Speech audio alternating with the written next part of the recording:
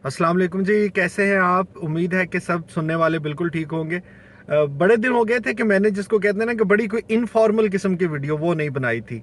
सो आज सोचा कि थोड़ी सी गपशप आपसे इस तरह भी कर ली जाए। अच्छा, दो तरह के लोग जो है ना वो ज़िंदगी में आपसे जुड़े हुए होते हैं। कुछ लोग ऐसे होते हैं, आप कोई ऐसा काम करते हैं जिसमें आपको बहुत ज़्यादा अगर कामयाबी नहीं भी मिली या आपने वो बहुत अच्छे तरीके से नहीं भी किया, लेकिन वो आपको इतना पंप करते हैं, इतना अप्रिशिएट करते हैं, इतना आपको वो बैकअप करते हैं कि यार कमाल कर दिया तुमने, मज़ा आ गया, वंडरफुल।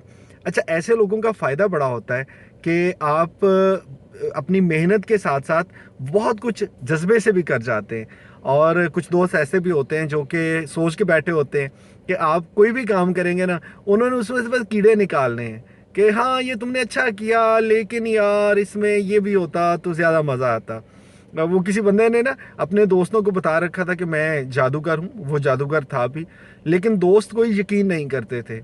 एक दिन वो अपने दोस्त के पास गया जो जादूगर होने का दावा करता था, तो उसके दोस्त ने कहा, लो जी तुम हमेशा कहते रहते हो मैं बहुत बड़ा जादूगर हूँ, मैंने आज एक जादूगर देखा। हमारे घर की छत पे मैं खड़ा हुआ था, तो एक बंदा आसमान पे कालीन लेके ना हवा में उड़ता हुआ मैंने देखा, वो जादूगर है। तो वो मुस्कुरा के कहने लगा, यार तुम्हें मज़े की बात बताऊं, वो बंदा मैं ही था, मैं ही कालीन पे बैठा हुआ था।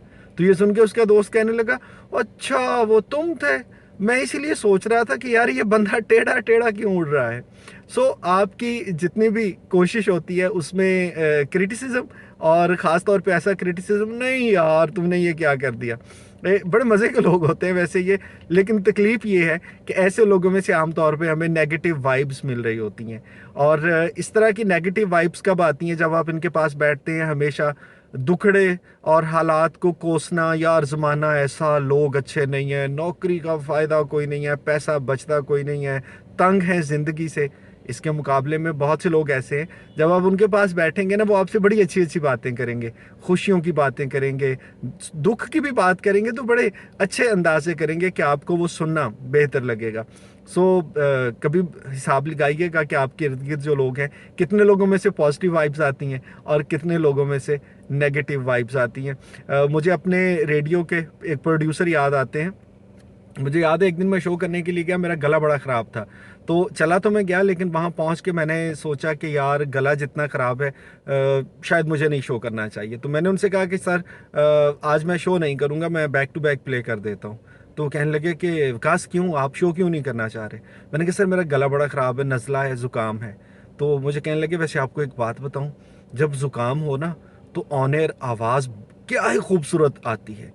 आपने कभी ज़ुकाम में शो नहीं किया, मैं आपको बताता हूँ, आप शो करें और किसी से पूछ के देखिएगा।